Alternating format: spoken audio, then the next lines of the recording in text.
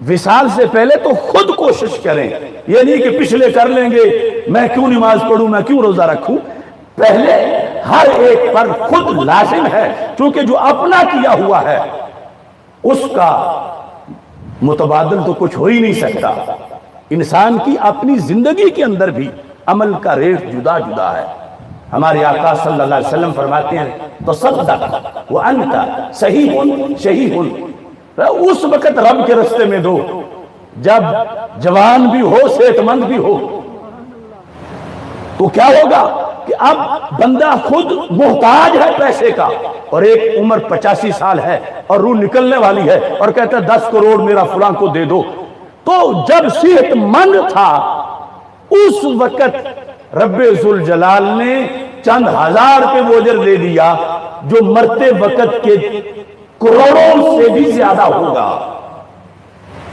اور جو جاتے جاتے خود دے گیا وہ پچھلوں کے کئی کروڑوں سے اس کا اپنا لاکھ دیا ہو بھی زیادہ ہوگا.